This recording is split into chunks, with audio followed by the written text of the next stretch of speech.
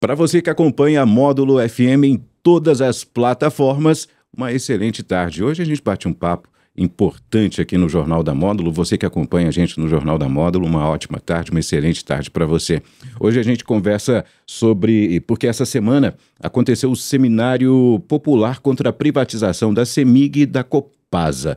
Esse seminário foi realizado na Faculdade de Direito da UFMG e cumpriu exigência do papel de ampliar o debate para a sociedade, reunindo movimentos sociais, sindicatos, especialistas em energia e saneamento, além de lideranças políticas e populares de diversas regiões de Minas Gerais.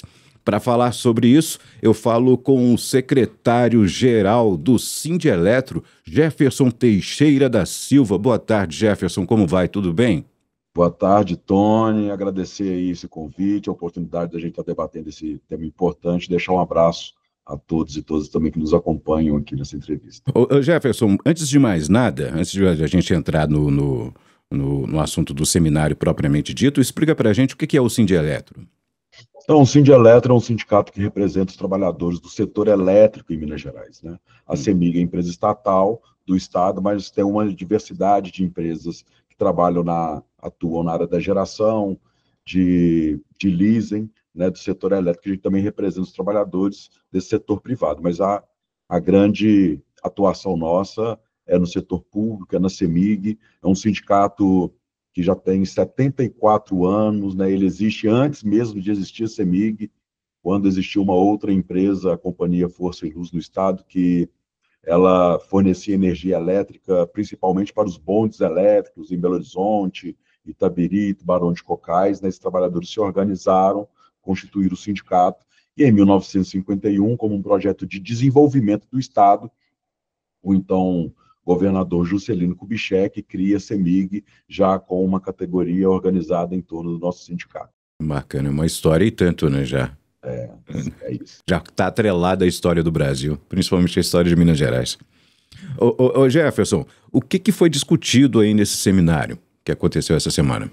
Então, o seminário foi convocado para a gente ampliar, né, o horizonte do debate na perspectiva da importância da manutenção dessas empresas estatais. Então, nós trouxemos alguns especialistas que debatem no cenário nacional, né, quais são os prejuízos, quais são as interfaces do processo de privatização. Quem discutiu o setor elétrico com nós foi a professora de economia Clarice Ferraz, que já fez muitos debates no Congresso Nacional a respeito da privatização da Eletrobras, e o intuito desse seminário era a gente, para além de ampliar, aprofundar, né, em quais são os reais problemas, né, da privatização para o conjunto da população e também para os trabalhadores que trabalham nas empresas estatais. Certo. Esse evento faz parte da mobilização, de uma mobilização mais ampla, ou como que está esse movimento? Como que está essa movimentação?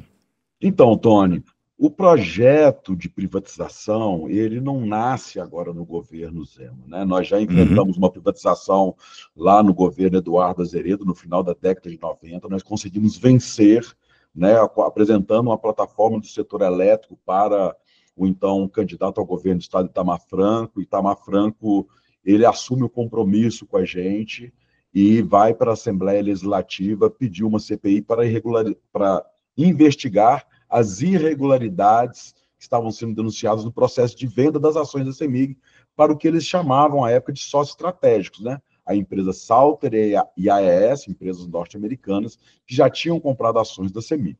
Então, com essa CPI, o governador Itamar Franco pega o relatório, né, que identificou uma série de irregularidades e anula a venda das ações para essas empresas norte-americanas privadas, e a gente, então, consegue vencer a privatização nesse período.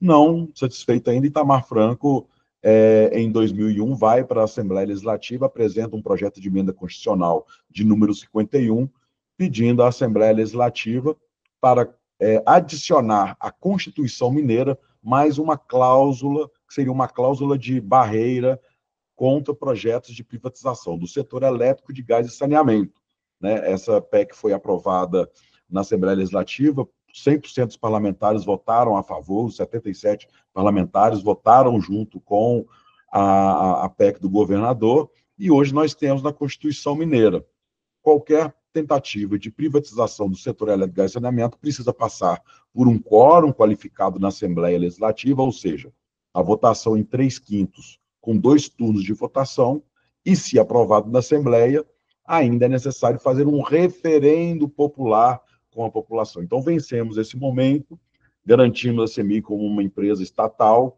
Em 2014, também vivemos um momento de tentativa de privatização através da proposta de emenda constitucional de número 68, estabelecida pelo então governador Anastasia. Nós também conseguimos, com muita luta, engavetar essa PEC, e agora, com o governo Zema, o projeto de privatização com uma violência, né? Porque o projeto de privatização do governo Zema, ele visa não respeitar o ambiente judicial, não respeitar as instituições, e vai com muita força para o projeto de privatização. Só que nós estamos dizendo que nós estamos vencendo essa luta já há 7 anos, uma vez que o governo Zema, na campanha para o seu primeiro mandato, ele já anunciava na sua plataforma de governo as privatizações. E quando assume o governo em 2019, antes de iniciar os trabalhos na Assembleia Legislativa, em janeiro de 2019, anunciava apresentar, então, um projeto de privatização.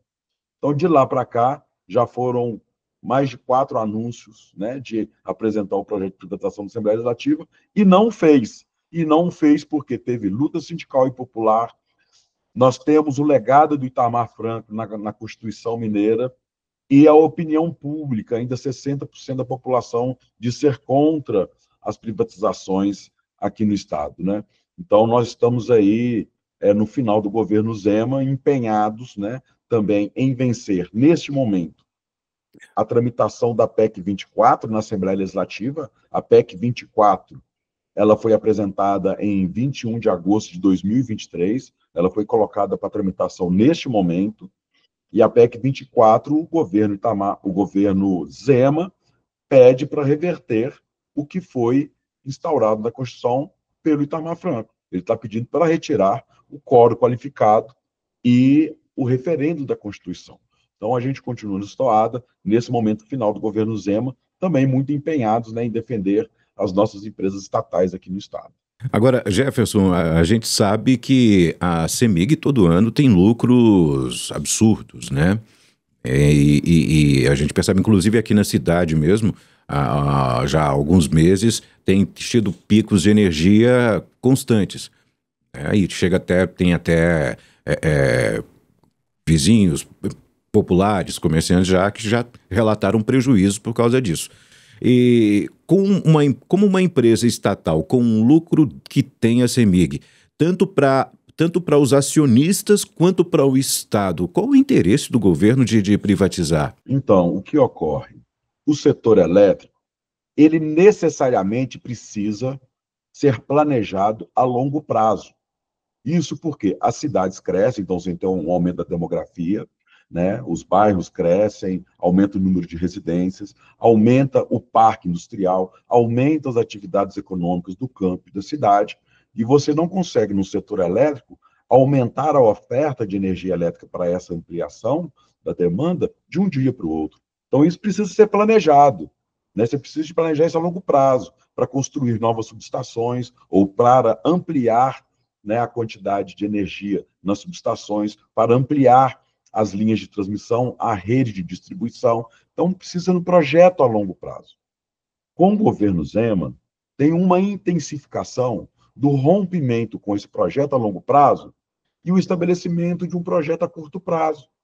Projeto a curto prazo é pegar o dinheiro que deveria ser investido e transformar isso em dividendos. Então, hoje, a CEMIG, ela é uma empresa de capital aberto, uma empresa de economia mista, onde o Estado de Minas Gerais é o acionista majoritário com mais de 50% das ações, e você tem uma série de banqueiros, de grandes empresários que são acionistas privados da CEMIG. O maior acionista privado da CEMIG é o Juca Bidala, é um banqueiro, está se tornando um dos homens mais ricos do mundo, fazendo esse tipo de especulação nas empresas estatais. Ele também especula na Eletrobras, especula na Petrobras, né, e está se tornando um dos homens mais ricos. Então, dentro dessa lógica de acumulação de capital, o que ocorre? Hoje, nós estamos dizendo que a CEMIG, cartorialmente, né, uma empresa estatal, mas administrativamente ela é uma empresa privada. O governo Zema implementa uma série de medidas internas que vai transformar uma gestão estatal em uma gestão privada. Tem todo um contexto, mas eu vou dizer especificamente sobre como funciona uma gestão privada dentro de uma empresa estatal nessa relação de acumulação de capital e na piora da prestação de serviço para os conjuntos de consumidores. O presidente da CEMIG, Reinaldo Passanezi, ele tem anunciado o maior investimento no setor de todos os tempos, 49 bilhões de reais de investimento. No entanto, nós, da direção do Sindialeto, temos sido convocados para participar de audiências públicas em vários municípios do estado de Minas Gerais para tratar da mesma questão que os consumidores de energia elétrica estão levando para as audiências. O porquê da piora da prestação de serviço da CEMIG. A última audiência que eu participei foi na Serra do Cipó, aqui na região metropolitana de Belo Horizonte. Tem atividade econômica preponderante, é o turismo, né? E no último Réveillon, Serra do Cipó ficou 3 dias sem energia elétrica. E quando os representantes da gestão da empresa vão participar dessas audiências, eles levam a recomendação dos investimentos. Então, nós fomos também fazer uma investigação junto aos trabalhadores para entender a contradição no volume de investimentos e na piora do serviço prestado à população.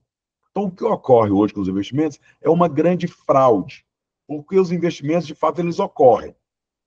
E aí, os trabalhadores estão dizendo, em todo o estado está tendo ampliação de subestação, construção de novas subestações, mas a gestão da CEMIG, né, indicada pelo governo Zema, contrata empreiteiras para realização dos projetos e construção, né, e para a operação dessas obras de construção das subestações, da linha de transmissão, só que contratos muito precarizados, tanto do ponto de vista do valor, quanto da condição de operação e de realização do projeto. São projetos baratos e que eles vão refletir, né, num projeto mal executado. Os trabalhadores da CEMIG estão dizendo que a empreiteira ela não entrega a obra das subestações, eles estão abandonando as obras. E tem um exemplo aqui na capital mineira, da subestação Serrano, que fica instalada aqui no bairro Santa Terezinha, uma subestação com capacidade de operação dessa distribuição de energia elétrica de 80 MVA, são 2 grandes transformadores de 40 MVA cada um, e o que interliga a subestação à rede da CEMIG, que vai levar energia elétrica para as nossas casas, para a indústria, para o comércio, são chamados de alimentadores. Então, dos 26 alimentadores da subestação Serrano, menos da metade estão conectados, porque a obra ela foi entregue de forma precária, sem terminar a obra. Então, dos 40 MVA, está sendo ofertado, né, para a rede da CEMIG, para chegar nas nossas casas, menos de 10% da quantidade de energia que poderia estar gerando. No entanto, o setor elétrico, como ele é regulado pela Agência Nacional de Energia Elétrica, a ANEEL, dentro do marco legal do setor elétrico, ela reconhece o investimento feito nas empresas e vai remunerar esses investimentos cobrando na tarifa. Então, o que ocorre desses investimentos que estão acontecendo hoje é eles não entregam a energia elétrica e nós vamos pagar mais caro na conta, porque a ANEEL reconheceu esse investimento feito e está sendo cobrado na conta de energia elétrica. Então, essa é a lógica dessa gestão privada, porque a gestão estatal é como a CEMIG já foi no passado. Ela não vai medir, né, o custo de investimento para levar, por exemplo, uma rede da CEMIG para atender uma comunidade rural, e ela não vai calcular qual que é o valor do investimento e qual que é o valor do retorno. Do lucro. É. Ela vai fazer isso sem cobrar nada e nós não vamos pagar na conta esse grande investimento para atender uma comunidade pequena. E no modelo privado, tudo que é investido tem a intenção de maximização dos lucros para ser distribuídos como dividendos aos acionistas. Essa é a lógica que está implementada hoje a CEMIG e nós estamos denunciando. Ou seja, vamos pagar mais caro por isso, né? Exatamente. E não vamos receber a oferta de energia elétrica. Então, esse problema todo que está acontecendo na CEMIG, por exemplo, inclusive aqui no interior, você acabou de citar que em Belo Horizonte também está do mesmo jeito, né? Pelo menos aqui no interior está sendo demais, essas constantes quedas de energia, é falta de investimento e planejamento da CEMIG. Exatamente, falta. Os investimentos que estão sendo feitos, eles precisam ter o objetivo de garantir o aumento da oferta de energia elétrica.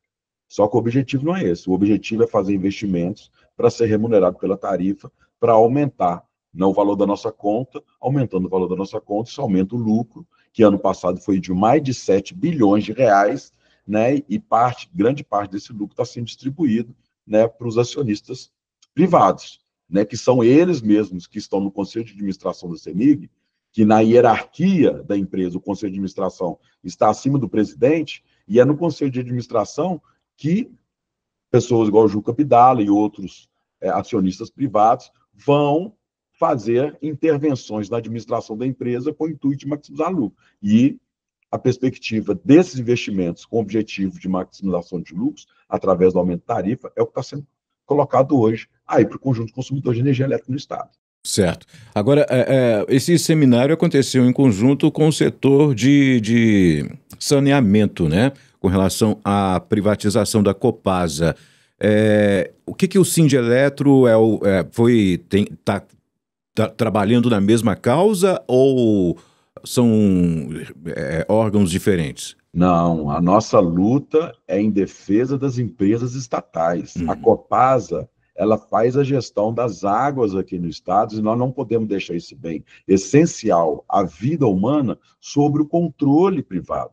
Nós vimos o que aconteceu na Bolívia no ano de 2000, quando privatizaram a água na Bolívia, e lá teve uma revolta popular que desestabilizou essa relação dos compradores da empresa de saneamento lá da Bolívia, e que os próprios compradores voltaram atrás e fizeram negócio, porque a revolta popular destabilizou o negócio deles, que é a ampliação da margem de lucro, né? Porque eles ficaram sem acesso à água, né? Então, a Copasa, como uma empresa estatal, ela, além dessa importância da gestão da água, que a CEMIG também faz gestão das águas nas usinas hidrelétricas, mas a Copasa, ela também tem uma política social muito importante, que é o que é chamado como subsídio cruzado, porque não é todo município que consegue extrair lucro, né, do serviço de saneamento, tratamento de água, de esgoto.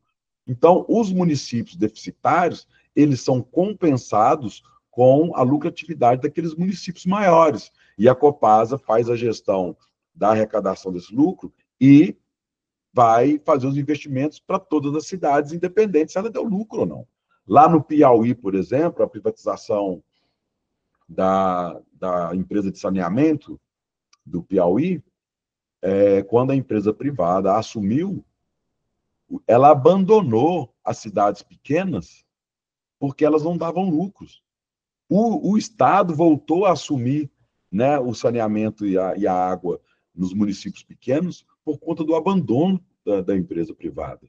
Então, não há sentido, né, e não há uma compatibilização no interesse privado para o objetivo central que está colocado, tanto para a CEMIG quanto para a Copasa.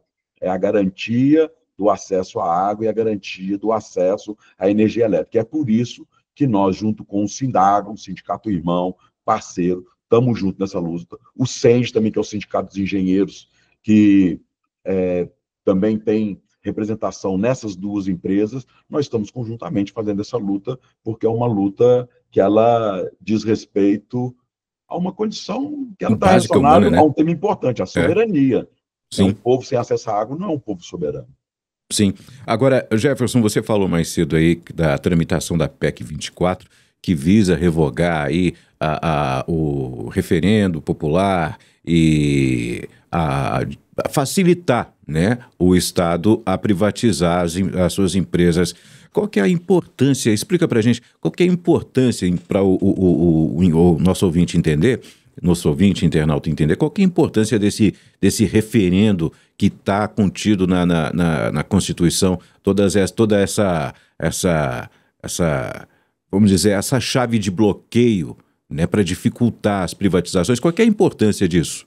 Então, Itamar Franco, quando ele vai à Assembleia Legislativa propor, através da PEC 50, o estabelecimento desse dispositivo na Constituição, ele disse o seguinte: no meu governo não haverá privatização, mas não sabemos se virá um idiota no futuro com algum projeto de privatização, então nós precisamos proteger nossas empresas estatais nesse governo e em todos os governos que vierem para frente. Ele falou dessa forma. Então, a PEC, ela é uma cláusula de barreira que dificulta a privatização. Hoje, nós não sabemos, né, se não tivéssemos essas cláusulas na Constituição, se a CEMIG, Copasa e Gasmix já não tinham sido privatizadas, porque o governador, ele tem as suas dificuldades da Assembleia Legislativa, sobretudo a garantir um quórum de 3/5 dos parlamentares para votar a favor da privatização das empresas estatais. E mesmo que tenha esse quórum, a opinião pública está dizendo que 60% da população, ou aproximadamente 60% da população, em Minas Gerais, é contra as privatizações. Então, esse dispositivo na Constituição, ele é um dos fatores que tem garantido, né, a manutenção das empresas estatais, tem garantido também a nossa luta em defesa das nossas empresas estatais. Agora, Jefferson, como que a população pode se interessar mais e para poder entender melhor e lutar contra essa privatização?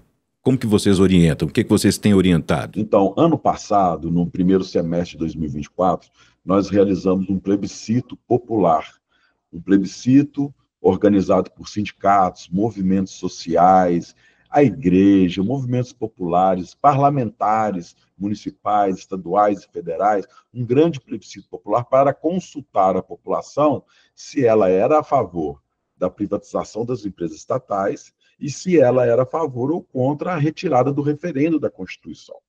Então, foi um momento de muito diálogo, onde nós observamos a população algumas falas contraditórias, por exemplo, mas a gente está ouvindo dizer que precisa privatizar para que o privado possa investir.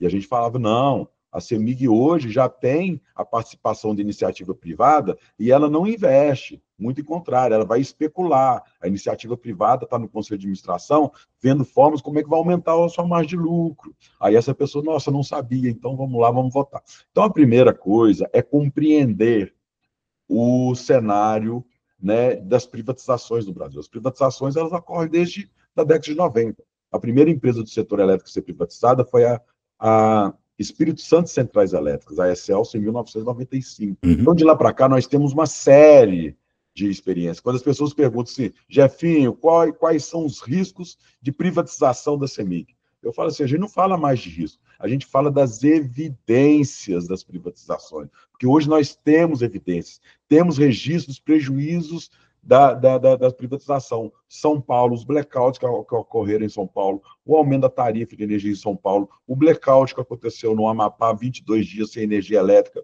o grande blackout em 25 estados brasileiros após a privatização da Eletrobras e o acúmulo de aumento da tarifa de energia elétrica são, né, os principais elementos. Então, a população precisa buscar compreender isso, e hoje está muito fácil, a gente acessar o Google lá, fala assim, privatizações, consequências das privatizações do setor elétrico e saneamento no Brasil. Vai achar uma série de questões. Compreendendo, né, e tendo a convicção que não pode ser privatizado, tem que pressionar os parlamentares, tem que pressionar os vereadores a chamar audiência nas câmaras municipais, tem que pressionar os deputados e deputadas estaduais, né, dizendo que é contra as privatizações, é conversar na família, conversar na igreja, é conversar no bar, é conversar no ambiente de trabalho, conversar em todos os lugares para a gente manter, né, e aumentar essa atmosfera sobre os problemas que estão relacionados com as privatizações que já ocorreram no Brasil e que nós não queremos que aconteça em Minas Gerais. E Minas Gerais e Santa Catarina hoje são os dois únicos estados com empresas do setor elétrico ainda estatais, né? A Celesc também está se mantendo estatal com muita resistência e luta dos sindicatos e do movimento social lá de Santa Catarina também. Agora, Jefferson, eu lembrei de outro detalhe aqui.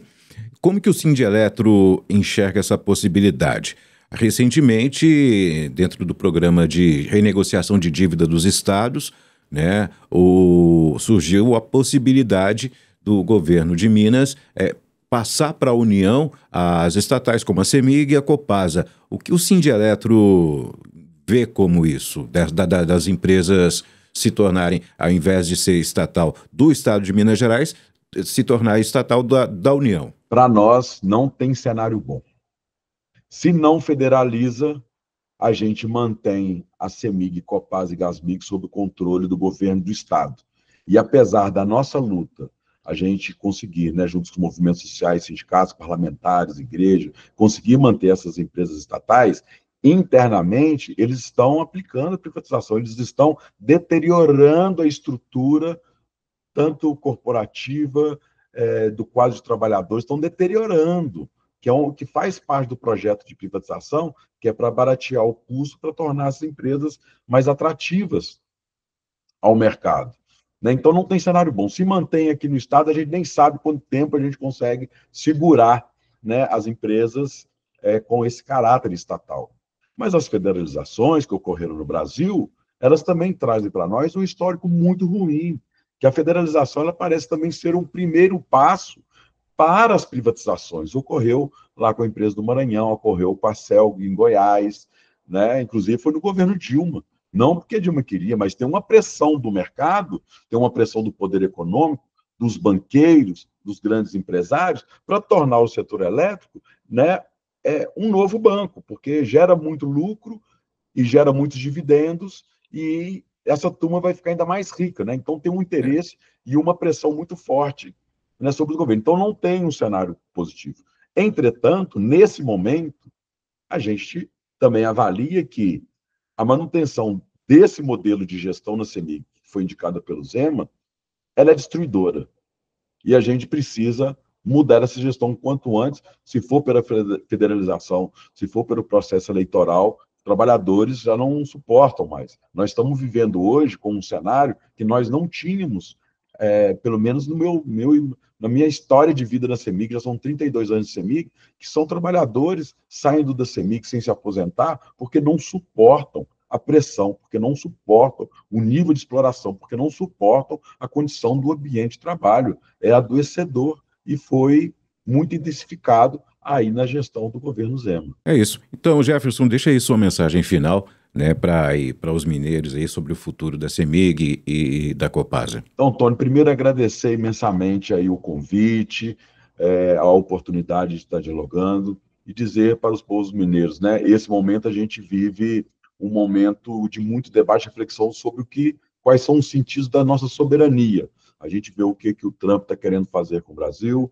né? A gente vê na política nacional, né, votando contra o IOF, não querendo taxar super ricos, não querendo acabar com a escala 6-1, né? Isso faz parte de um processo de uma política que ela está relacionada a essa luta capital-trabalho, né? Então é importante o povo mineiro, esse povo bravo, guerreiro, né, que tem uma história muito bonita na sua história política, mas na sua história cultural, é da gente se juntar, se unir, compreender o que o capital está propondo para nós como classe trabalhadora, né, na perspectiva da exploração do trabalho, mas também na perspectiva da exploração dos nossos recursos naturais, né, da entrega das nossas empresas, a gente se unir e a gente garantir os nossos patrimônios, né? CEMIG, Copasa, Gasmig são patrimônios do povo mineiro e a gente precisa manter essa característica. Nós não podemos permitir,